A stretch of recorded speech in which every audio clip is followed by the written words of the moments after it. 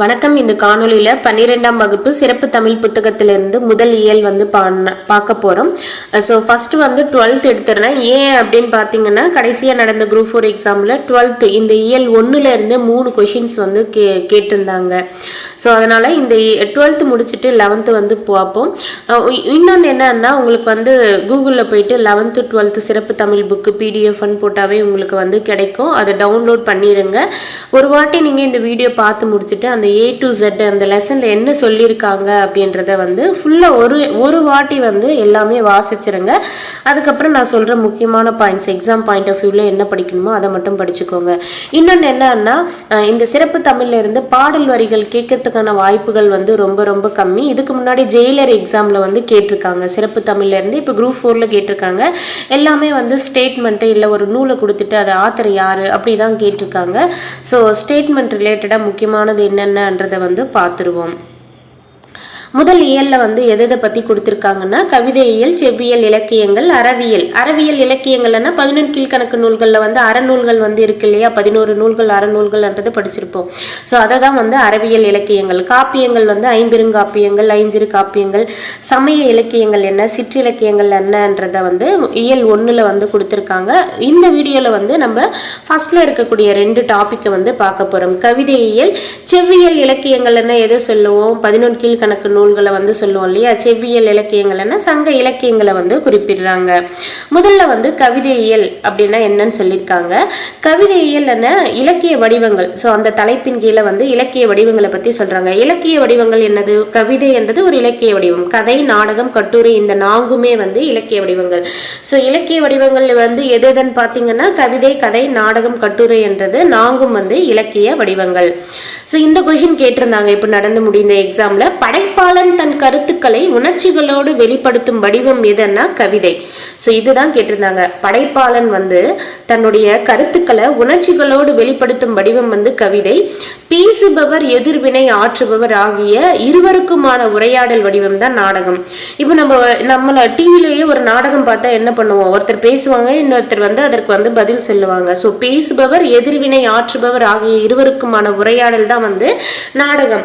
நாடகம்னா இப்போ தெருக்கூத்தும் ஒரு நாடகம் தான். தெருக்கூத்துலயும் ஒருத்தர் கேள்வி கேட்பாரு, இன்னொருத்தர் பதில் சொல்லுவார் இல்லையா. ஸோ அப்போ நாடகம் பண்ணாவே ஒருத்தர் பேசுவாரு, இன்னொருத்தர் வந்து அதற்கு எதிர்வினை ஆற்றுவது தான் வந்து நாடகம். அடுத்து வந்து பாருங்க, படைப்பாளர் அனைத்து பாத்திரங்களையும் இயங்க செய்யும் வடிவம் கதை. இப்போ நான் ஒரு குழந்தைகிட்ட வந்து கதை சொல்றேன்னா நான் என்ன பண்ணுவேன், அங்கிருந்து பேய் வந்தது, அங்கிருந்து ஒரு மனுஷன் வந்த, எல்லா பாத்திரங்களையும் வந்து என்ன பண்ணுவேன், நானே வந்து இயங்க செய்வேன். அப்போ வந்து கதை என்னது, படைப்பாளரே வந்து அனைத்து பாத்திரங்களையும் இயங்க செய்யும் வடிவம் தான் வந்து கதை. படைப்பாளன் தன் கருத்துக்களை முன்னிலைப்படுத்தி எழுதும் வடிவம் வந்து கட்டுரை. இப்போ வந்து மாப்போ சிவஞானம் அவர்கள் வந்து சிவஞானம் பத்தி ஒரு கட்டுரை வந்து நம்ம புது புக்ல வந்து கொடுத்திருப்பாங்க. அவர் என்ன பண்ணுவாரு, நான் சென்னையில பிறந்தேன், அப்புறமா வந்து நான் வந்து அந்த திருமால் குன்றம் போனால் என்ன, அதாவது திருப்பரங்குன்றமாவது வேணும் அப்படின்னு சொல்லிட்டு எல்லாம் வரும் இல்லையா. அப்போ வந்து அவர் என்ன பண்ணுவாரு, ஒரு கட்டுரை எழுதுறாரு. அப்போ கட்டுரைன்னா படைப்பாளன் அவருடைய மாப்போ சிவஞானம் அவருடைய கருத்துக்களை எல்லாமே வந்து முன்னிலைப்படுத்தியிருப்பாரு அதுல. சோ அப்படி வர்றதுதான் வந்து கட்டுரை அப்படின்னு சொல்றாங்க. படைப்பாளன் தன் கருத்துக்களை முன்னிலைப்படுத்தி எழுதும் வடிவம் வந்து கட்டுரை. இலக்கியவியல் பற்றிய பேச்சு என்பது தமிழில் செய்யுளாகவே தொடங்குகிறது. இலக்கியம் அப்படின்னா அது எப்படி தொடங்குகிறதா, செய்யுள் வடிவத்துலதான் வந்து தொடங்குது அப்படின்னு சொல்றாங்க. தொல்காப்பிய செய்யுளியல் கவிதையின் வடிவம், உள்ளடக்கம், வெளிப்பாட்டு முறை என அனைத்து கூறுகளையும் விளக்குகிறது. ஸோ நம்மளுக்கு தொல்காப்பியம் வந்து தமிழ்லேயே கிடைத்த மிக பழமையான ஒரு இலக்கண நூல். அந்த நூல்ல வந்து பாத்தீங்கன்னா ஒரு கவிதை வடிவம் எப்படி இருக்கணும், உள்ளடக்கம் என்ன, வெளிப்படுத்துற முறை என்ன என அனைத்து கூறுகளையுமே எந்த நூல் விளக்குதுன்னா தொல்காப்பிய நூல் வந்து விளக்குது. தொல்காப்பியம் வந்து 3 அதிகாரங்களையும் 5 வகை இலக்கணங்களை கூறுகிறது அப்படின்றது சொல்றாங்க. சோ நம்மளுக்கு தெரியும் தொல்காப்பியம் வந்து எழுத்து, சொல், பொருள் அன்னிட்டு 3 அதிகாரங்களை கொண்டது. ஒரு அதிகாரத்துக்கு 9 இயல்கள் என மொத்தம் வந்து 27 இயல்களை கொண்டதுதான் தொல்காப்பியம். ஸோ தொல்காப்பியம் வந்து 3 அதிகாரங்கள்லையும் ஐவகை இலக்கணங்களையும் பத்தி சொல்லுது. ஸோ எழுத்ததிகாரம் எதை பத்தி சொல்லுதுன்னா எழுத்துக்கள் எப்படி ஒலிக்கணும், அதனுடைய வரி வடிவம் என்ன, வகை என்ன, அளவு என்ன, அப்புறமா வந்து எழுத்துக்கள் சொல்லாக மாறுதல், சொற்கள் புணர்தல் போன்றவை வந்து விளக்குறது தான் வந்து எழுத்ததிகாரம். சொல் அதிகாரம் வந்து தொல்காப்பியத்தில் இருக்கக்கூடிய சொல் அதிகாரம் என்ன சொல்லணும்னா சொற்களின் வகை, உருபுகள், சொற்கள் இணைந்து தொடர்பாக மாறுதல் போன்றவற்றை வந்து விளக்குது. மேலும் வந்து பாத்தீங்கன்னா பெரும்பாலும் நேர்பொருளை தரக்கூடிய பேச்சு மொழிக்கும் எழுத்து மொழிக்கும் உரியன. சொல்லதிகாரம் வந்து பாத்தீங்கன்னா நேரான பொருளை தரக்கூடிய பேச்சு மொழிக்கும் எழுத்து மொழிக்கும் உரியனன்றத சொல்றாங்க. பொருள் அதிகாரம் பாத்தீங்கன்னா நேர்பொருளை தரும் சொற்றொடர் பற்றி பேசாம புனைவாக உருவாக்கப்படும் சொற்றொடர்களின் மொழியையும் அதன் பொருளையும் பேசுகிறது. சோ பொருள் அதிகாரமும் நேர்பொருளை தான் தருது. சொற்றொடர் பற்றி பேசாம புனைவாக உருவாக்கப்படும் சொற்றொடர்களின் மொழியையும் அதன் பொருளையும். சோ பொருள் அதிகாரம் பண்றது வந்து பொருள், இப்போ ஒரு எழுத்துன்னா அதற்கான பொருள் வந்து சொல்லுது இல்லையா, அது போலதான் புனைவாக ஏதோ ஒரு கதையை வந்து உருவாக்குறாங்கன்னா அந்த உருவாக்கக்கூடிய அந்த சொற்களுக்கான மொழியும் அதற்கான அர்த்தம் பொருளையும் வந்து பேசுறது தான் வந்து பொருள் அதிகாரம். ஸோ நீங்க இது இந்த அளவுக்கு டீட்டெயில்டா வந்து பொருள் அதிகாரம் பண்ணா போனது தெரியல, லைட்டா தெரிஞ்சுக்கோங்க. பொருள் அதிகாரம் பண்ணவே தெரியுது இல்ல, ஒரு வார்த்தைக்கான பொருளை பத்தி சொல்லக்கூடியது அப்படின்ற மாதிரி ஞாபகம் வச்சுக்கோங்க. தொல்காப்பியர் காலத்தில் புனைவாக உருவாக்கப்படும் மொழி வந்து பாகவும் பாடலாகவும் பாட்டாகவும் அறியப்பட்டன. புனைவுன்னா நம்ம கற்பனை, புனைவுன்னா என்னது, கற்பனையாக உருவாக்கப்படும் மொழி வந்து பாவாகவும் பாடலாகவும் பாட்டாகவும் வந்து அறியப்பட்டன. ஸோ இது வந்து இதை பற்றி வந்து பொருளதிகாரம் வந்து விரிவாக சொல்லுன்றதை கொடுத்துருக்காங்க. சேம் டைம் வந்து பாவியல் எனவும் கவிதையியல் எனவும் வரையறுக்கப்பட்டன. இது போல வந்து சொல்றோம் இல்லையா, பாக்கள் உருவாக்குறோம், அது எல்லாமே இதை வந்து எப்படி அழைச்சிருக்காங்க, கவிதையனும் அழைச்சிருக்காங்க, கவிதையியல் அப்படின்னு அழைச்சிருக்காங்க, பாவியல் அப்படின்னும் அழைச்சிருக்காங்க. எது இந்த கற்பனை புனைவாக உருவாக்கப்படக்கூடிய ஒரு பாடலை தான் வந்து பாவியல் எனவும் கவிதையியல் எனவும் வந்து வரையறுத்திருக்காங்க. செய்யுளியலில் ஒரு பாவின் உறுப்புகள் வந்து 34 என வரையறை செய்துள்ள தொல்காப்பியம். இது ரொம்ப முக்கியம். செய்யுளியல்ல ஒரு பாவின் உறுப்புகள் எத்தனைன்னுட்டு தொல்காப்பியம் வரையறை செஞ்சிருக்கன்னா 34 அப்படின்னுட்டு வரையறை வந்து செஞ்சிருக்கு. அடிகளின் அளவு, அடி வரையறை, உண்டாக்கப்படும் ஒலி அளவு போன்றவற்றையும் வந்து விரிவாக பேசுகிறது என்றதை சொல்றாங்க. புறவடிவம், புறவடிவம்னா புறவடிவத்தில் உள்ள வேறுபாடுகளின் அடிப்படையில பாக்களை வந்து பாத்தீங்கன்னா வெண்பா, ஆசிரியப்பா, கலிப்பா, வஞ்சிப்பா என வகைப்படுத்துறாங்க. ஸோ நம்ம வந்து சொல்லுவோம் இல்லையா, இதுல வந்து ஆசிரியப்பா, இப்போ கூட மனோன்மணியம் வந்து ஆசிரியப்பாவால், அதுக்கு ஸ்டேட்மெண்ட் வந்து வெண்பான்னு சொல்லி கொடுத்திருந்தாங்க. ஆனா பட் ஆசிரியப்பாவால் ஆனது அன்னிட்டு நடந்து முடிஞ்ச குரூப் 4 எக்ஸாம்ல வந்து கேட்டிருப்பாங்க. ஸோ இதை வந்து எதை பொறுத்து நம்ம வந்து இந்த பாக்களை வகைப்படுத்துறோம், புறவடிவம், அந்த பாடலினுடைய புறவடிவம் என கொள்ளலாம். அந்த புறவடிவத்தில் உள்ள வேறுபாடுகளின் அடிப்படையில வந்து வெண்பா, ஆசிரியப்பா, கலிப்பா, வஞ்சிப்பா அன்னிட்டு வகைப்படுத்துறாங்கன்றத சொல்றாங்க. அடுத்து பாடல் வந்து கொடுத்திருக்காங்க, பட் ஹைலைட் பண்ணது மட்டும் புது புக்ல இந்த வரி கொடுத்துட்டு தொல்காப்பியம் கொடுத்திருப்பாங்க. வன்புகள் மூவர் தன் பொழில் வரைப்பின் அப்படின்னு கொடுத்தா அது வந்து தொல்காப்பியம், இந்த வரி மட்டும் கொடுத்திருப்பாங்க, புது புக்ல வந்து கொடுத்திருப்பாங்க, அதனால அதை ஹைலைட் பண்ணிருக்கேன். இது தொல்காப்பியம்ன்றத ஞாபகம் வச்சுக்கோங்க. ஸோ இந்த பேஜ்ல முக்கியமான டீட்டெயில் அப்படின்னு பாத்தீங்கன்னா, 4 இலக்கிய வடிவங்கள் என்னன்னு பாத்தீங்கன்னா கவிதை, கதை, நாடகம், கட்டுரை. படைப்பாளன் தன் கருத்துக்களை உணர்ச்சிகளோடு வெளிப்படுத்தும் வடிவம் எதுன்னா கவிதை. பேசுபவர், எதிர்வினை ஆற்றுபவர் ஆகிய இருவருக்குமான உரையாடல் வடிவம் வந்து நாடகம். படைப்பாளரை அனைத்து பாத்திரங்களையும் இயங்க செய்யும் வடிவம் வந்து கதை. படைப்பாளன் தன் கருத்துக்களை முன்னிலைப்படுத்தி எழுதும் வடிவம் வந்து கட்டுரை. தொல்காப்பிய செய்யுள்ல வந்து பாத்தீங்கன்னா கவிதையின் வடிவம், உள்ளடக்கம், வெளிப்பாட்டு முறை என அனைத்து கூறுகளையும் வந்து விளக்குது. சோ தொல்காப்பிய செய்யுளியல் வந்து கவிதையின் வடிவம், உள்ளடக்கம், வெளிப்பாட்டு முறை என அனைத்து கூறுகளையும் வந்து விளக்குது. தொல்காப்பியம் எத்தனை அதிகாரங்களை வந்து கொண்டிருக்குன்னா 3 அதிகாரங்களை வந்து கொண்டிருக்கு. சேம் டைம் வந்து தொல்காப்பியம் வந்து எத்தனை வகை இலக்கணங்களை வந்து சொல்லுதுன்னா 5 வகையான இலக்கணங்களை பத்தியும் வந்து தொல்காப்பியம் வந்து குறிப்பிடுது. தொல்காப்பியத்தில் இருக்கக்கூடிய 3 அதிகாரங்கள் எழுத்து, சொல், பொருள். தொல்காப்பியர் காலத்துல புனைவாக உருவாக்கப்படும் மொழி வந்து எப்படியெல்லாம் அறியப்பட்டதுன்னா பாகவும் பாடலாகவும் பாட்டாகவும் வந்து அறியப்பட்டது. ஸோ இதை வந்து என்னன்னு அழைக்கிறாங்க வரையறுக்கிறாங்கன்னா பாவியல் அப்படின்னுட்டும் கவிதையியல் அப்படின்னுட்டும் வரையறுக்காங்க. செய்யுளியலில் ஒரு பாவின் உறுப்புகள் எத்தனை இருக்கணும் அப்படின்ட்டு தொல்காப்பியம் வரையறை செஞ்சிருக்கன்னா 34 அன்னிட்டு வரையறை வந்து தொல்காப்பியம் வந்து செஞ்சிருக்காங்க. நம்மளுக்கு வந்து பாக்கலன்னா வெண்பா ஆசிரியப்பா கலிப்பா வஞ்சிப்பான்னு தெரியும். இந்த எதன் அடிப்படையில வந்து இதை வந்து வெண்பா ஆசிரியப்பா கலிப்பா வஞ்சிப்பா அப்படின்ட்டு வகைப்படுத்துறாங்கன்னா புற வடிவத்தில் உள்ள வேறுபாடுகளின் அடிப்படையில். ஒரு கவிதை ஏற்றுறாங்கன்னா அதனுடைய புற வடிவத்தில் இருக்கக்கூடிய வேறுபாடுகளின் அடிப்படையில தான் வந்து பாக்கல வந்து வெண்பா ஆசிரியப்பா கலிப்பா வஞ்சிப்பான்னுட்டு வகைப்படுத்துறாங்க. வன்புகழ் மூவர்த்தன் பொழில் வரைப்பின் என்ற பாடல் வரி வந்து எதில் இடம் பெற்றிருக்கன்னா தொல்காப்பியம். அடுத்து பாருங்க, தொல்காப்பியர் போன்றே உலக அளவில் இலக்கிய வாசிப்பிற்கு வழிகாட்டும் நூல் வந்து எதுன்னா கவிதையியல். இதை வந்து எழுதியவர் யாருன்னா அரிஸ்டாட்டில். இது வந்து ரொம்ப முக்கியம். கவிதையியலை எழுதியவர் யாருன்னா அரிஸ்டாட்டில் அவர்கள் வந்து எழுதியிருக்காங்க. இவர் வந்து நாடகத்தை எப்படி வாசிக்கலாம், நாடக உருவாக்கம் எவ்வாறு இருக்கணும்ன்றதை பத்தி இவருடைய கவிதையியல் நூல்ல வந்து விளக்கி இருக்காங்கன்றதை குறிப்பிட்டிருக்காங்க. ஒரு பாவில் அல்லது கவிதையில் 3 கூறுகள் இடம்பெறுதல் சிறப்பு. நீங்க ஒரு பா ஏற்றுறீங்க, ஸோ பாக்கலனாலும் கவிதை ஏற்றாங்க என்றாலும் சேம் தான். ஒரு கவிதையை ஏற்றுறோம் அப்படின்னா அதுல வந்து 3 கூறுகள் வந்து கண்டிப்பா இடம்பெற்றிருக்குமா.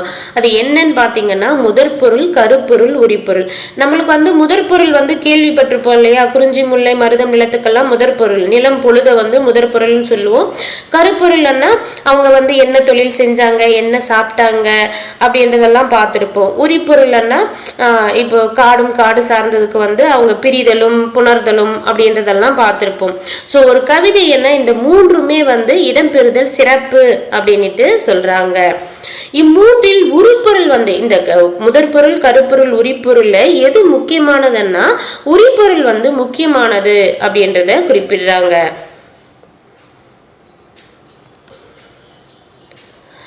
புணர்தல், இருத்தல், இரங்கல், ஊடல், பிரிதல், ஒருதலை காமம், பொருந்தா காமம் ஆகிய உணர்வுகளை உரிப்பொருளாக கொண்டு அக்கவிதைகள் எழுதப்படுகின்றன. இவற்றை வந்து அகத்திணைகள் எனவும் இதற்கு மாறாக புறவாழ்க்கை குறித்து எழுதப்படுவனவற்றை புறக்கவிதைகள் எனவும் தொல்காப்பியர் வந்து வரையறுத்திருக்காரு என்றதை சொல்லியிருக்காங்க.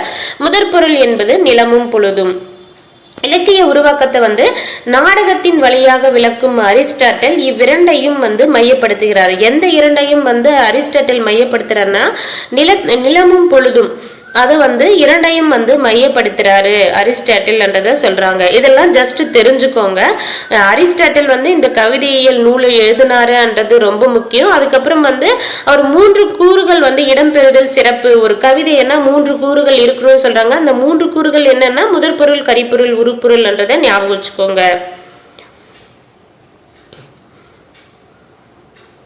அரிஸ்டாட்டில் வந்து என்ன பண்றாரு, இலக்கிய உருவாக்கத்தை வந்து நாடகத்தின் வழியாக விளக்குறாரு. சேம் டைம் வந்து ரெண்டையும் மையப்படுத்துறாரு. எந்த ரெண்டையும் மையப்படுத்துறாருன்னா நிலம் பொழுது பாத்திரங்களையும் அவற்றின் செயல்களையும் முதற்பொருளை மையப்படுத்தியே அமைத்துள்ளார். ஸோ அரிஸ்டாட்டில் வந்து பார்த்தீங்கன்னா கதாபாத்திரங்கள் அதையையும் அவற்றினுடைய செயல்களையும் வந்து முதற்பொருளை மையப்படுத்தி தான் அமைச்சிருக்காரு. காலம், இடம், பாத்திரங்கள் ஆகிய மூவேர்மைகள் இலக்கியத்தின் அடிப்படை கூறுகள் என்பது அரிஸ்டாட்டிலின் வரையறை. ஒரு இலக்கியம்னா அதனுடைய அடிப்படை கூறுகளா வந்து அரிஸ்டாட்டில் எதை சொல்றாரு, காலம், இடம், பாத்திரங்கள். காலம், இடம், பாத்திரங்கள். ஸோ இந்த பேஜில் நம்ம முக்கியமாக ஞாபகம் வச்சுக்க வேண்டிய டீட்டெயில் அப்படின்னு பார்த்தீங்கன்னா கவிதையியலை ஏற்றியவர் யாருன்னா, கவிதையியல் என்ற நூலை எழுதியவர் யாருன்னா அரிஸ்டாட்டில். கவிதையியல் என்ற நூலை ஏற்றியவர் யாருன்னா அரிஸ்டாட்டில். ஒரு கவிதை அல்லது பாவில் வந்து முக்கியமா இருக்கக்கூடிய 3 கூறுகள் எதுன்னா முதற்பொருள், கருப்பொருள், உரிப்பொருள். இந்த 3லையுமே முக்கியமானது எதுன்னா உரிப்பொருள் தான் வந்து முக்கியமானது. இந்த உரிப்பொருள், கருப்பொருள், முதற்பொருள் எல்லாம் எதுல வந்து சொல்லியிருப்பாங்க, அகத்திணையில வந்து சொல்லியிருப்பாங்க. முதற்பொருள் என்றது எதை குறிக்குதுன்னா நிலத்தையும் காலத்தையும் வந்து குறிக்குது. இலக்கியத்தின் அடிப்படை கூறுகள் வந்து 3 அன்னிட்டு அரிஸ்டாட்டில் எதை வந்து வரையறை செய்யறாருன்னா காலம், இடம், பாத்திரங்கள். காலம், இடம், பாத்திரங்கள். ஸோ இதுல வந்து பாத்தீங்கன்னா கணியன் பூங்குன்றனாரின் யாதும் ஊரே யாவரும் கேளீர். ஸோ இந்த ஸ்டேட்மெண்ட் நம்மளுக்கு வந்து தெரியும். ஸோ இதை மட்டும் மறுபடியும் ரிமைண்ட் பண்ணிக்கோங்க. தொல்காப்பிய கவிதை மரபு பிற்கால கவிதைகளின் மரபாக இருந்தது.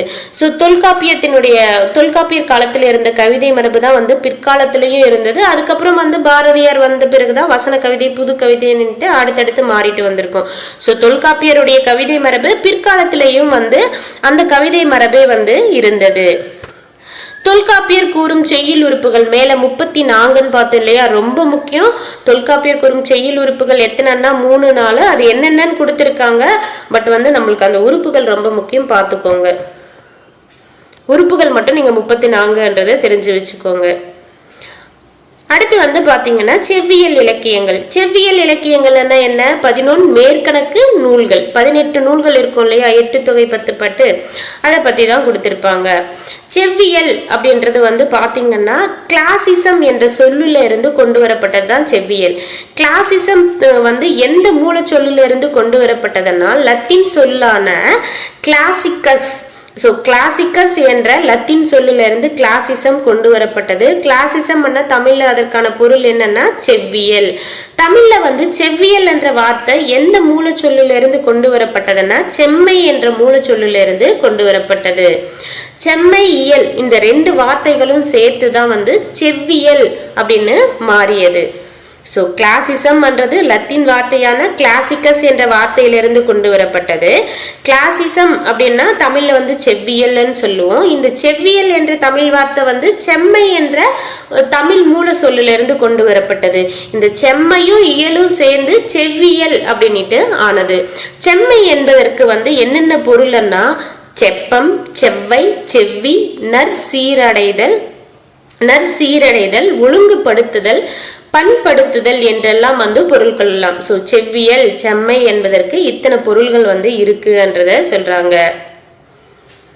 செவ்வியல் இலக்கியங்கள்னு வந்து பாத்தீங்கன்னா செவ்வியல் இலக்கியங்கள்னு எதை சொல்லுவோம்னா, இது ஒரு வாட்டி வாசிச்சு மட்டும் பார்த்துக்கோங்க. கீழே இருக்கிறது பழமையும் இலக்கண பாரம்பரியம் உள்ள மொழிகளை தான் வந்து செவ்வியல் மொழிகள் அப்படின்னு சொல்றோம். செவ்வியல் மொழிகள்னா பழமை இருக்கணும், இலக்கண வளமும் எல்லாமே இருந்தாதான் வந்து அது செவ்வியல் மொழி அப்படின்னு சொல்லுவோம். செவ்வியல் இலக்கியங்களை பெற்றிருக்கும் பழமையான மொழிகளை செவ்வியல் மொழிகள் அப்படின்னு சொல்றோம். ஒரு மொழி நிலைத்து நிற்பதற்கும் அதன் பழமையும் வளமையும் மட்டும் வந்து போதாது. அந்த மொழி வந்து பேச்சு மொழியாக இருக்கணும், எழுத்து மொழியாக இருக்கணும், ஆட்சி மொழியாக, நீதிமன்ற மொழியாக, பயிற்று மொழியாக நிலை பெற்றிடல் வேண்டும். இலக்கிய வளம், இலக்கண அரண், மிகுந்த சொல்வளம், வரலாற்று பின்னணி, தனித்தியங்கும் மாண்பு, காலத்திற்கேற்ற புதுமை என பல வகைகளையும் வந்து சிறப்பு பெற்றிருந்தால்தான் வந்து என்ன சொல்லுவோம், செவ்வியல் மொழின்னு சொல்லுவோம்.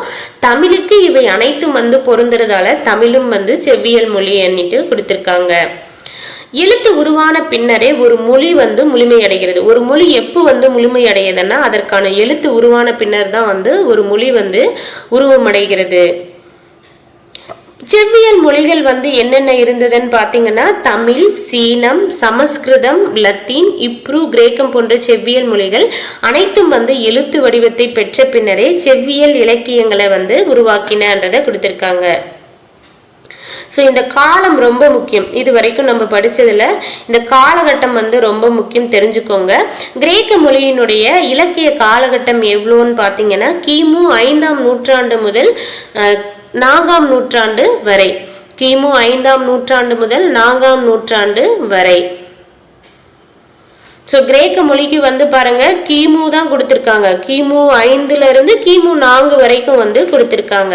அப்போ கிரேக்க மொழி வந்து ரொம்ப பழமையானது. கிமு 5ஆம் நூற்றாண்டு முதல் 4ஆம் நூற்றாண்டு வரை. லத்தீன் மொழி வந்து பாத்தீங்கன்னா கிமு 1ஆம் நூற்றாண்டு முதல் கிபி 2ஆம் நூற்றாண்டு வரை. ஸோ இது எப்படி ஞாபகம் வச்சுக்கிறீங்கன்னா, கிரேக்கம் கிறுக்கி வைக்கிறோம்னா நம்ம 5 ஃபிங்கர்ஸ் இருக்குல்ல, ஒரு மண்ணில் போயிட்டு 5 ஃபிங்கர்ஸை யூஸ் பண்ணி கிறுக்கி வைக்கிறோம். 5ஆம் நூற்றாண்டு கிறுக்கி வைக்கிறோம். கிறுக்கு கிரேக்கம் அப்படின்ற மாதிரி கூட ஒரு கிறுக்கன்னா 5 விரலை வச்சு ஏதோ ஒன்று கிறுக்கிட்டே இருப்பான். 5ன்றதை ஞாபகம் வச்சுக்கணுன்றதுக்காக சொல்றேன் 5, பட் 4ல வந்து 4 வரைக்கும்ன்றதையும் ஞாபகம் வச்சுக்கோங்க. லத்தீன்ன்றது வந்து பாத்தீங்கன்னா கிமி 1ஆம் நூற்றாண்டு. லத்தி எல்லாம் போலீஸ்கார்கிட்ட எத்தனை லத்தி இருக்கும்? ஒரே ஒரு லத்தி தான் ஒரு போலீஸ் வச்சிருப்பாங்க. அப்போ 1ஆம் நூற்றாண்டு கிபி 2ஆம் நூற்றாண்டு வரைக்கும் வந்து லத்தீன் மொழியின் செவ்வியல் இலக்கிய காலகட்டம். சீன மொழியினுடைய காலகட்டம் வந்து பாத்தீங்கன்னா கிமு 8ஆம் நூற்றாண்டு முதல் கிபி 3ஆம் நூற்றாண்டு வரை. சீனா வந்து சீனா பக்கத்துல இருக்கக்கூடிய 2 சொல்லி நான் வந்து பாருங்க, அது வந்து நம்ம 8 மாதிரி எளிமையா வந்து கற்பனை பண்ணிக்கலாம் இல்லையா? அப்போ வந்து கிமு 8ஆம் நூற்றாண்டு முதல் அந்த 8ல பாதி வெட்டணும்னா 3 மாதிரி தெரியும். ஸோ இப்படியெல்லாம் ஞாபகம் வச்சுக்கணுமா அப்படின்னு இல்லை, ஏதோ ஒரு ஹிண்ட்ல வந்து உங்களுக்கு கிளிக் ஆனா ஈஸியா இருந்தா எடுத்துக்கோங்க. நான் சொல்றது கஷ்டமா இருந்தா உங்களுக்கு ஏதாவது தோணுதுன்னா நீங்க அதை கூட ஃபாலோ பண்ணிக்கலாம். ஸோ சீனான்னா அந்த பக்கத்தில் இருக்கக்கூடிய அந்த 2 சொல்லி நான் 8 வந்து கற்பனை பண்ணிட்டு ஆஃப்ல வந்து முடியும். 8 வந்து பாதியா கட் பண்ணா 3 மாதிரி வரும். அப்போ வந்து சீன மொழியின் செவ்வியல் இலக்கிய காலகட்டம் கிமு 8ஆம் நூற்றாண்டுல இருந்து கிபி 3ஆம் நூற்றாண்டு வரை. சமஸ்கிருத மொழியினுடைய காலகட்டம் வந்து பாத்தீங்கன்னா கிமு 4ஆம் நூற்றாண்டு முதல்ல இருந்து கிபி 8ஆம் நூற்றாண்டு வரை. சமஸ்கிருதம் வந்து 4-8, கிமு 4 கிபி 8. ஸோ இது ரொம்ப முக்கியம். கிரேக்கத்தினுடைய செவ்வியல் இலக்கிய காலகட்டம் கிமு 5ஆம் நூற்றாண்டு முதல் 4ஆம் நூற்றாண்டு வரை. லத்தீன் மொழி கிமு 1ஆம் நூற்றாண்டு முதல் கிபி 2ஆம் நூற்றாண்டு வரை. அதே சீன மொழி கிமு 8ஆம் நூற்றாண்டு முதல் கிபி 3ஆம் நூற்றாண்டு வரை. சமஸ்கிருத மொழி கிமு 4ஆம் நூற்றாண்டு முதல் கிபி 8ஆம் நூற்றாண்டு வரை. அடுத்து வந்து தமிழ் செவ்வியல் இலக்கியங்கள், சங்க இலக்கியங்களினுடைய காலம். ஸோ நம்ம வந்து தமிழ் புக்ல படிச்சிருப்போம் சங்க இலக்கியங்களின் காலம் கிமு 3ஆம் நூற்றாண்டுல இருந்து கிபி 3ஆம் நூற்றாண்டு வரைக்கும் அப்படின்ட்டு. பட் சிறப்பு தமிழ்ல சங்க இலக்கியங்களின் காலம் கிமு 6ஆம் நூற்றாண்டுல இருந்து கிபி 2ஆம் நூற்றாண்டுன்னு கொடுத்துருக்காங்க. இதை தெரிஞ்சுக்கோங்க. பட் ஆப்ஷன்ல வந்து மேக்சிமம் கிமு 3ல இருந்து கிபி 3 தான் கொடுப்பாங்க.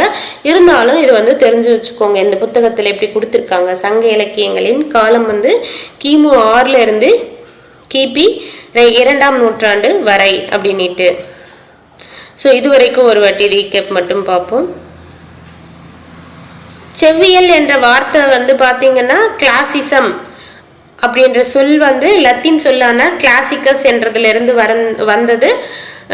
செவ்வியல் அப்படின்ற தமிழ் சொல் வந்து எந்த மூலச்சொல்லுல இருந்து வந்ததுன்னா செம்மை என்ற மூலச்சொல்லுல இருந்து வந்தது. செம்மை குட்டை இயல் தான் வந்து என்ன ஆயிருக்கு? செவ்வியல் அப்படின்னு ஆயிருக்கு.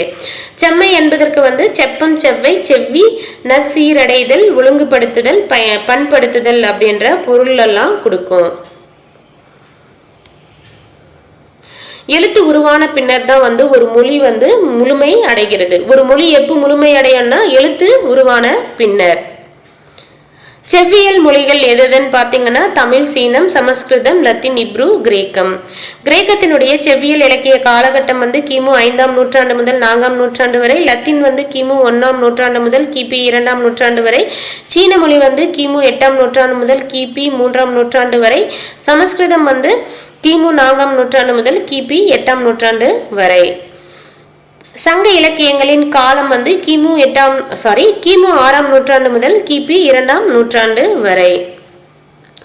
சங்க இலக்கியங்கள்னா தமிழ் செவ்வியல் தன்மைக்கு சான்றாக சங்க இலக்கியங்கள். ஸோ தமிழ் வந்து ஒரு செவ்வியல் மொழின்னு சொல்றோம் இல்லையா, அதுக்கு சான்றே என்னன்னா இந்த சங்க இலக்கியங்கள் தான் அப்படின்னு சொல்றாங்க. சங்க இலக்கியங்கள்னா எந்தெந்த நூல்கள்னா பாட்டும் தொகையும். பாட்டுன்னா 10 பாட்டு, தொகை என்ன 8 தொகை. இந்த ரெண்டும் சேர்ந்த 18 நூல்கள் தான் வந்து சங்க இலக்கியங்கள் அப்படின்னு அறியப்படுது. ஸோ பாட்டு 10 பாட்டு, தொகை வந்து 8 தொகை. இதை வந்து சங்க இலக்கியங்களை எப்படி அழைப்போம்? 11 மேற்கணக்கு நூல்கள் அப்படின்னு அழைப்போம். அடுத்து இந்த எண்ணிக்கை ரொம்ப ரொம்ப முக்கியம். சங்க பாடல்கள் மொத்தம், ஸோ சங்க பாடல்கள் வந்து 18 இருக்கு இல்லையா, 8 தொகை 10 பாட்டு. இதுல வந்து அந்த பாடல்களின் எண்ணிக்கை எவ்வளோ அப்படின்னு கொடுத்துருக்காங்க பாருங்க, 2381. 23 81 23 81 2ல ஸ்டார்ட் ஆகுது 1ல முடியுது. அது அப்படியே அகத்திணை பாடல்கள் வந்து பாருங்க 1ல ஸ்டார்ட் ஆகி 2ல முடியுது. அப்படியே ரிவர்ஸ் 1ல ஸ்டார்ட் ஆகி 2ல முடியுது. நடுவில் இருக்கிற நம்பரும் சேஞ்ச் ஆகுது. அங்க வந்து 3 8 என்ன நடுவில் இங்க 8 6ன்னு வருது. அது தெளிவா வந்து பார்த்தோங்க. சங்க பாடல்களின் எண்ணிக்கை வந்து 23 81. அகத்திணை பாடல்கள் எத்தனை இருக்கு? அந்த சங்க பாடல்களே வந்து அகம்புறம் பிரிச்சிருப்போம் இல்லையா? அதுல அகத்திணை பாடல்கள் எத்தனை இருக்குன்னா 18 62 18 62. புறத்திணை பாடல்கள் எத்தனை இருக்குன்னா 519. புறத்திணை பாடல்கள் வந்து 519. சங்க புலவர் எண்ணிக்கை சங்க காலத்தில் இருந்த புலவர்களின் எண்ணிக்கை வந்து 473. சங்க புலவர்களின் எண்ணிக்கை எவ்வளோன்னா 473. பெண்பார் புலவர்களின் எண்ணிக்கை சங்க காலத்தில் இருந்த பெண்பார் புலவர்கள் எவ்வளோன்னா 49. சங்க புலவர்களின் எண்ணிக்கை என்ன 47 3 வருது. அதே பெண்பார் புலவர்களின் எண்ணிக்கை என்ன 49. அது ரெண்டை கம்பேர் பண்ணி வந்து ஞாபகம் வச்சுக்கோங்க. சங்க புலவர்களின் எண்ணிக்கை என்ன 47 3, பெண்பார் புலவர்களின் எண்ணிக்கை என்ன 49. யாதும் ஊரே யாவரும் கேளீர் என்னும் ஒரே பாடலை வந்து பாடி உலக புகழ் பெற்றவர் யாருன்னா கணியன் பூங்குன்றனார். இவர் ஒரே ஒரு பாடலை தான் பாடியிருக்காரு. இந்த ஒரு பாடல் மூலயமாவே வந்து அவர் உலக புகழ் பெற்றிருக்காருன்னு சொல்லியிருக்காங்க. அடுத்து வந்து பாத்தீங்கன்னா 235 பாடல்களை பாடி முதலிடத்தை பெறும் கபிலரும் உண்டு. ஸோ அதிகமா யார் வந்து அதிகமான பாடல்களை வந்து சங்க காலத்துல பாடியிருக்காங்கன்னா கபிலர். எத்தனை பாடியிருக்காரு? ஃபர்ஸ்ட்ல வரக்கூடிய மூணு பிரைம் நம்பர் வருது பாருங்க, 2 3 5 பிரைம் நம்பர்ஸா. ஸோ அதை பேஸ் பண்ணி அதை ஞாபகம் வச்சுக்கோங்க. கபிலர் வந்து 2 3 5 பாடல்களை பாடி முதலிடத்தை பெறும் கபிலரும் உண்டு. சங்க கால புலவர்களை வந்து எப்படி கூப்பிடுவாங்கன்னா சான்றோர் அப்படின்னு சொல்றதுதான் வந்து தமிழ் மரபு. சங்க கால புலவர்களை வந்து சான்றோர் என சுட்டுவது தமிழ் மரபாக இருந்திருக்கு. சங்க இலக்கியம் வந்து கொடுத்திருக்காங்க, ரொம்ப ரொம்ப முக்கியம். இது வந்து நம்ம புது புக்ல எங்கேயுமே பார்க்க முடியாது, இந்த புக்ல தான் கொடுத்திருக்காங்க. 8 தொகை என்ன 8 நூல்கள், 10 பாட்டுன்னா 10 நூல்கள். அந்த 8 தொகையிலேயே வந்து பாத்தீங்கன்னா அகம்புறம் சார்ந்த நூல்கள் அப்படின்ட்டு 3ஆ வந்து பிரிக்கிறாங்க. நீங்க புறமும் அகம்புறமும் வந்து ஞாபகம் வச்சுக்கோங்க. சாரி, புறமும் அகம்புறமும் சேர்ந்த நூல் ஞாபகம் வச்சுக்கிட்டா மீதி வந்து அகம் சார்ந்த நூல்கள் வந்து ஈஸியா ஞாபகம் இருக்கும். புறம் அகம்புறம் வந்து பாருங்களேன், 3 நூலுமே வந்து பகர வரிசையில தான் ஸ்டார்ட் ஆகும். புறம்ன்றது பூ வந்து பகர வரிசையா, ஸோ அதுல வரக்கூடிய நூல்களும் வந்து பகர வரிசை வருது வந்து பாருங்க. அப்போ பரிபாடல் மட்டும் ஞாபகம் வச்சுக்கோங்க, மீதி எல்லாம் எளிமையா. அகமும் புறமும் சேர்ந்த நூல் வந்து எதுன்னா பரிபாடல். பரிபாடல் வந்து ஒரு இசையை பத்தி பேசக்கூடிய ஒரு நூல். ஸோ பரிபாடல் வந்து அகமும் புறமும் சேர்ந்த 8 தொகை நூல். அப்போ புறம் சார்ந்த நூல்கள்னா பகர வரிசையில வரக்கூடிய மீதி நூல்களை வந்து போட்டுருங்க. 10 10 புறநானூறு. ரிமைனிங் இருக்கிற 5 நூல்களும் வந்து அகம் சார்ந்த நூல்கள் வந்து வந்துடும். அடுத்து இந்த பக்கம் வாங்க, 10 பாட்டு. 10 பாட்டுல வந்து பாத்தீங்கன்னா ஆற்றுப்படை நூல்கள் எத்தனைன்னா 5ன்னு போடணும். ஆற்றுப்படைன்னா வழிபடுத்த அனுப்புறது. ஒரு பாடல் வந்து பாடி மன்னர்கிட்ட பரிசு வாங்கினவரு இன்னொரு பாணர்கிட்ட போய் சொல்லி நான் அங்க போயிட்டு பாடிட்டு பரிசு வாங்கிட்டு வந்தேன், நீயும் அவர்கிட்ட போயிட்டு பரிசு வாங்கிக்கோ, அவரை புகழ்ந்து பேசி பாடி அப்படின்னு வழிபடுத்துவாங்க. இதைதான் வந்து ஆற்றுப்படை அப்படின்னு சொல்லுவாங்க. அப்படி 10 பாட்டுல எத்தனை ஆற்றுப்படை நூல்கள் இருக்குன்னா 5.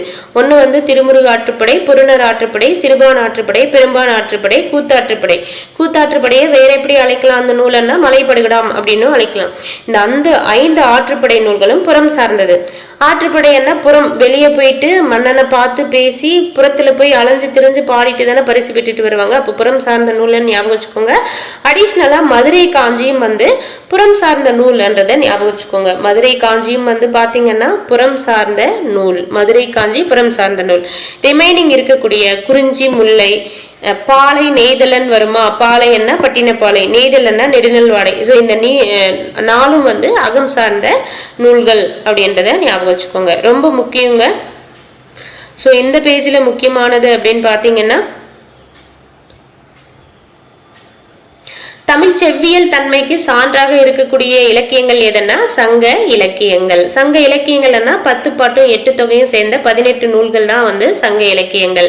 அதை வேற எப்படி அழைப்போம்? 11 மேற்கணக்கு நூல்கள் அப்படின்னு அழைப்போம்.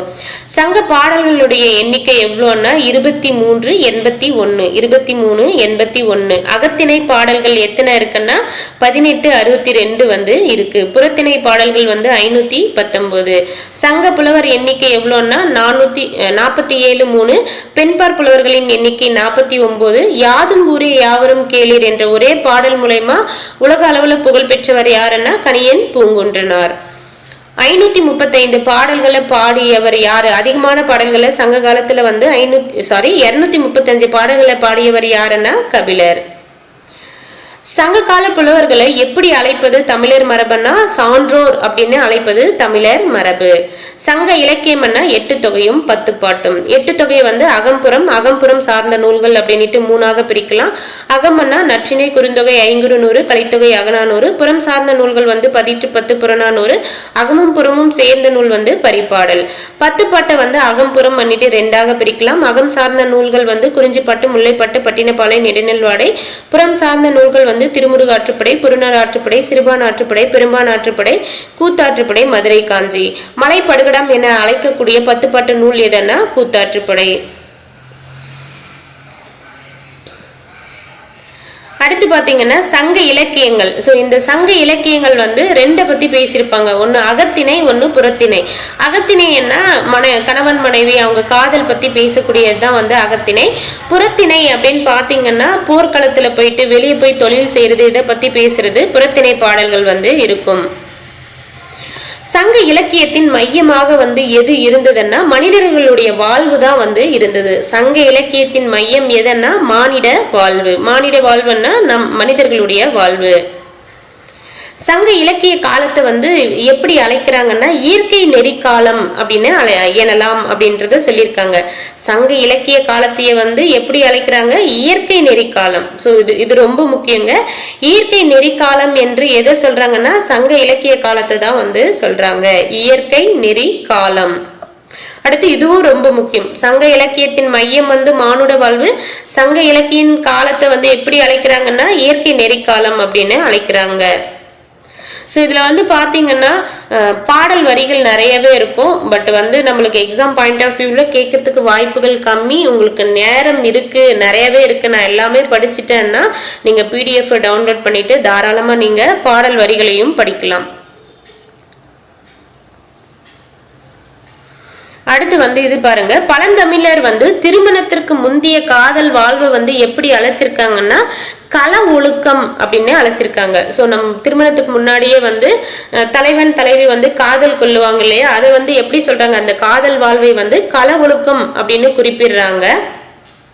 அதே திருமணத்திற்கு பிறகு அவர்களுடைய இல்லற வாழ்வை வந்து கற்பொழுக்கம் என்றும் வந்து போற்றிருக்காங்க. காதல் வாழ்வை வந்து கள ஒழுக்கம், திருமணத்திற்கு பின்னாடி அவர்களுடைய இல்லற வாழ்வை வந்து கற்பொழுக்கம் அப்படின்னு போற்றிருக்காங்க. தலைவனை பிரிந்து தலைவி வந்து வருத்தத்துல இருப்பாங்க இல்லையா, அப்போ வந்து அவங்களுடைய வருத்தத்தை போக்குறதுக்கு வந்து தலைவிக்கு ஆறுதல் சொல்ல பாங்கி வந்து இருந்திருக்காங்க. தலைவிக்கு ஆறுதல் சொல்ல யார் இருந்திருக்காங்க? பாங்கி. தோழிகள் வந்து சொல்லுவாங்க இல்லையா, ஒன்னும் பிரச்சனை இல்லை கவலைப்படாதான்னுட்டு. அப்படி தலைவிக்கு இருந்த ஒரு தோழியை வந்து என்னன்னு சொல்றாங்க? பாங்கி. தலைவனுக்கு வந்து அதே போல பாங்கன்றவங்க இருந்திருக்காங்க. அதை வேணும்னா நீங்க எல்லோல வந்து ஹைலைட் பண்ணிக்கோங்க. தலைவிக்கு வந்து ஆறுதல் சொல்ல யார் இருக்காங்க? பாங்கி. தலைவனுக்கு வந்து பாங்கன் வந்து இருந்திருக்காங்க. இந்த பேஜ்ல முக்கியமானது அப்படின்னு பாத்தீங்கன்னா இதுதான். பழந்தமிழர்கள் வந்து திருமணத்திற்கு முந்தைய காதல் வாழ்வை வந்து எப்படி குறிப்பிட்டிருக்காங்க? கள ஒழுக்கம் அப்படின்னு சொல்லியிருக்காங்க. திருமணத்திற்கு அப்புறம் இல்லற வாழ்வை வந்து எப்படி சொல்லியிருக்காங்கன்னா கற்பொழுக்கம் அப்படின்னு சொல்லியிருக்காங்க. தலைவிக்கு ஆறுதல் கூற இருந்த தோழியை வந்து எப்படி சொல்லியிருக்காங்க? பாங்கி அப்படின்னுட்டும். தலைவனுக்கு வந்து பாங்கன் வந்து இருந்திருக்காங்க. தலைவிக்கு பாங்கி, தலைவனுக்கு வந்து பாங்கன்.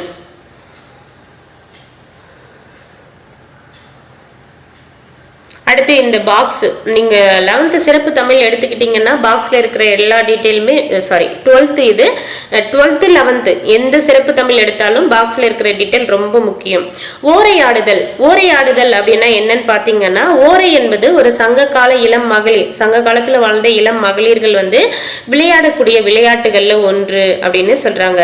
ஓரை என்றால் ஒலி எழுப்புதல். ஓரை என்னது? ஒலி எழுப்புதல் என்று பொருள். இது வந்து ஆரவாரமும் எழுமாறு ஆடப்படும் ஆட்டங்கள்ல வந்து குறிக்கிறதாக இருக்குன்னு சொல்றாங்க. கடல் அலை பாயும் மணல்லையும் ஆற்று மணல்லையும் சேற்று நிலத்திலையும் முற்றத்தில் பரப்பப்பட்ட நிரப்பப்பட்ட மணல்ல வந்து இந்த விளையாட்டை வந்து விளையாடியதாக சங்க பாடல்கள் வந்து சொல்லுதுன்றதை குறிப்பிட்டிருக்காங்க. ஸோ ஓரையன்னா ஒலி எழுப்புதல்ன்றது ரொம்ப முக்கியம். இந்த ஓரையாடுதல் யார் விளையாடி இருக்காங்க? சங்க கால இளம் பெண்கள் வந்து விளையாடி இருக்காங்க. முக்கியமா இது எங்க விளையாடக்கூடிய விளையாட்டுன்னா மணல் இருக்கக்கூடிய ஒரு இடத்துல விளையாடக்கூடிய ஒரு விளையாட்டு ஓரையாடுதல். ஓரையன்னா சங்க கால இளம் மகளிர் விளையாடிய விளையாட்டு. ஓரை என்றால் ஒலி எழுப்புதல்.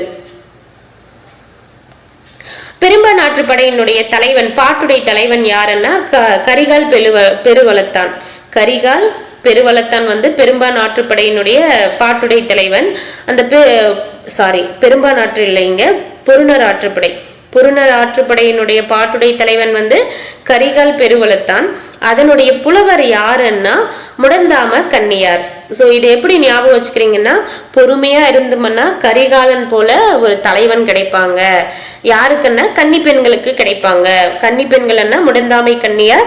பொறுமையா இருந்தா யார் போல? கரிகால் வளவன் போல தலைவன்னா அந்த பொறுமை என்றது புறநார் ஆற்றுப்படை. ஸோ பொறுமையா இருந்தா தலைவன்னா அப்போ கரிகால் பெருவளத்தான் வந்து அந்த புறநார் ஆற்றுப்படையின் தலைவன். யாருக்கு கிடைப்பாங்கன்னா கன்னியார் என்றவங்க முடந்தாமை கன்னியார் தான் வந்து அதனுடைய ஆசிரியர் புலவர் என்றதை ஞாபகம் வச்சுக்கோங்க. ஸோ இந்த பேஜில் முக்கியமானதுன்னு பார்த்தீங்கன்னா அந்த பாக்ஸும் அந்த டீட்டெயிலும். ஓரையாடுதல். ஓரைன்னா சங்ககால இளம் மகளிர் விளையாடிய விளையாட்டு. ஓரை என்றால் ஒலி எழுப்புதல். எங்க விளையாடுவாங்கன்னா மணல் பகுதி இருக்கக்கூடிய இடத்துல விளையாடக்கூடிய ஒரு விளையாட்டு. புறநார் ஆற்றுப்படையினுடைய பாட்டுடை தலைவன் யாருன்னா கரிகால் பெருவளத்தான். புறநார் ஆற்றுப்படையை ஏற்றிய புலவர் யாருன்னா முடந்தாம கன்னியார். ஸோ இந்த பேஜில் இது மட்டும்தான்.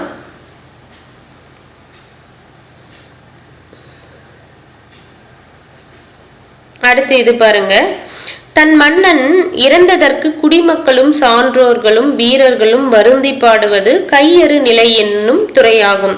மன்னன் இறந்துடுறாரு அப்படின்னா குடிமக்களும் சான்றோர்னா யாரு? புலவர்களை தானே சொல்லுவோம். அவங்களையும் வீரர்களும் வந்து வருந்தி பாடுவது வந்து என்ன துறைன்னா கையறு நிலை என்னும் துறை. கையறு நிலை இது எப்படி ஞாபகம் வச்சுக்கிறீங்கன்னா, ஸோ மன்னன் வந்து இறந்துட்டாரு அப்படின்னா குடிமக்கள் எல்லாருமே அவங்க கையை அறுத்துக்கிறாங்க. கையறு நிலை அப்படின்ற ஒரு துறை என்ற மாதிரி அதை ஞாபகம் வச்சுக்கோங்க.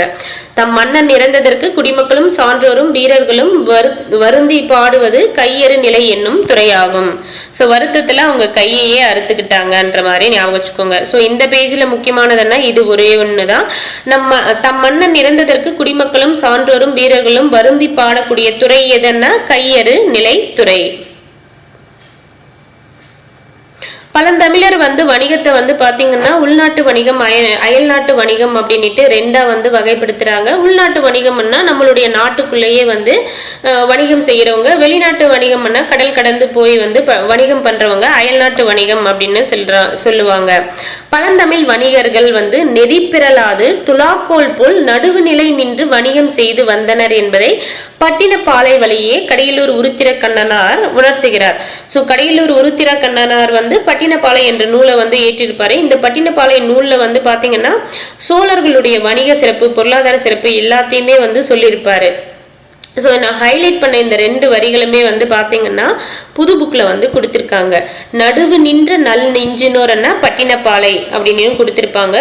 கொள்வதும் மிகை கொள்ளாது கொடுப்பதும் குறை கொடாது அப்படின்ட்டு பட்டினப்பாலை என்னட்டு புது புக்கில் வந்து இருக்கு. அதனால ஹைலைட் பண்ணியிருக்கேன். அந்த லைன்ஸை ரிமைண்ட் பண்ணிக்கோங்க. சேம் டைம் வந்து என்ன நூலுன்னா பட்டினப்பாலை. பட்டினப்பாலையை ஏற்றியவர் யாருன்னா கடியலூர் உருத்திர கண்ணனார். ஸோ பழந்தமிழர்கள் இந்த வரிகள் மூலயமா என்ன சொல்றாங்க, பழந்தமிழ் வணிகர்கள் வந்து கரெக்டா இப்போ வந்து ஒரு வெயிட் போட்டு கொடுக்குறாங்கன்னா அவங்களுடைய பொருள் அதிகமாகவும் கொடுக்க மாட்டாங்க, சேம் டைம் வந்து கம்மியாகவும் கொடுக்க மாட்டாங்க. அது போல வந்து நெறி பிறலாது துலாக்கோல போல நடுவு நிலை நின்று வந்து வணிகம் செஞ்சவங்க தான் வந்து நம்ம பழந்தமிழ் வணிகர்கள்ன்றதை குறிப்பிட்டிருக்காங்க.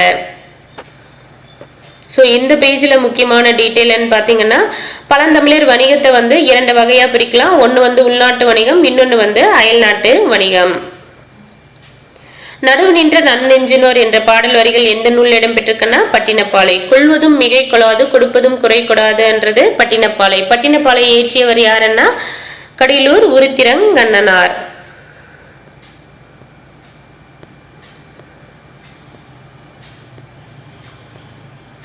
அடுத்து பாருங்க, இந்த ஹைலைட் பண்ண இந்த லைன்ஸும் வந்து புது புக்ல வந்து கொடுத்திருக்காங்க. நளியிரு முன்னீர் நாவாய் ஓட்டி வழித்தொழில் ஆண்ட உறவோன் மருக கலியியல் யானை கரிகால் வளவர். ஸோ இது வந்து கரிகால சோழன் வந்து இருக்காங்க இல்லையா, அவங்கள வந்து பாராட்டி வெண்ணி குயத்தியார் வந்து பாடியிருப்பாங்க. புறநானூற்று பாடல் வரிகள்ல வந்து அவங்கள பத்தி பாராட்டி எழுதியிருப்பாங்க. இது புது புக்ல வந்து இந்த 3 லைனுமே வந்து இருக்கு. நளியிரு முன்னீர் நாவாய் ஓட்டி வழித்தொழில் ஆண்ட உறவோன் மருக கலியியல் யானை கரிகால் வளவை என்ற பாடல் வரிகள் எதுல இருக்குன்னா புறநானூறு. இந்த நாவாய் ஓட்டி, நாவாய் எங்க ஓட்ட முடியும்? கடல்ல. அப்போ கடல்ல தான் ஓட்ட முடியும்னா நம்ம புறத்தை போனாதான் கடல்ல பார்க்க முடியும், அந்த நாவாய் போறதையும் பார்க்க முடியும். அப்போ புறநானூறு என்றதை ஞாபகம் வச்சுக்கோங்க. இது யார் சொல்லியிருக்காங்கன்னா வெண்ணி குயத்தியார். ஸோ கரிகாலன் கருப்புக்கு ஆப்போசிட் வெண்மை, வெள்ளை கலர் இல்லையா, அப்போ வெண்ணி குயத்தியார், வெண்மை வெண்ணி குயத்தியார் என்றதை ஞாபகம் வச்சுக்கோங்க. ஸோ அதுக்கு வந்து விளக்கமும் கொடுத்துருக்காங்க அந்த வரிகளுக்கு. அதாவது களிநடை போடும் யானை மேல் தோன்றும் கரிகால் வளவா, கடலில் நாவாய் ஓட்டி காற்றையே ஆண்ட வலிமையாளர் வழி வந்தவன் நீ, வலிமையானவங்க வழி வந்தவன் நீ, போரில் வென்றாய் அதனால் நீ நல்லவன், ஏனினும் வெண்ணி பரந்தலை போரில். வெண்ணி போர்ல வந்து கரிகாலன் வந்து வென்றார்ன்றதை படிச்சிருப்போம் இல்லையா புது புக்ல. ஸோ அவர் வந்து ஒரு 11 வேளிர்குல தலைவர்களையும் அப்புறமா வந்து சேரர்களையும் வந்து சேரர்கள் பாண்டியர்கள்ல வந்து தோற்கடிச்சிருப்பாங்கன்றது வந்து புது புக்ல வந்து கொடுத்திருப்பாங்க.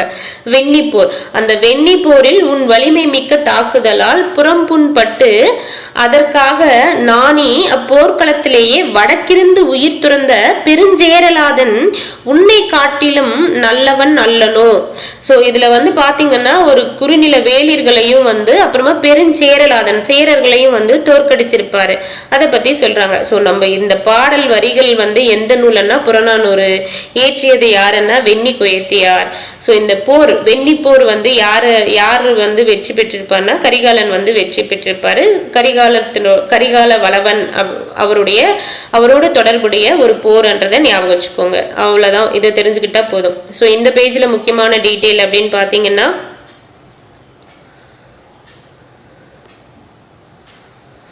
நளியிரு முன்னீர் நாவாய் ஓட்டி வழித்தொழில் ஆண்ட உறவோன் மருக கலியியல் யானை கரிகால் வளவை என்ற பாடல் வரிகள் எந்த நூல்ல இடம்பெற்றிருக்குன்னா புறநானூற்றுல வந்து இடம்பெற்றிருக்கு. இந்த பாடல் வரிகளை இயற்றியவர் யாருன்னா வெண்ணி குயத்தியார். வெண்ணிப்போர் வந்து யாருடைய வெற்றியை பற்றி பேசுது, யார் வந்து வெற்றி பெற்றாங்க வெண்ணிப்போர்லன்னா கரிகால் வளவன் வந்து வெற்றி பெற்றிருப்பாரு.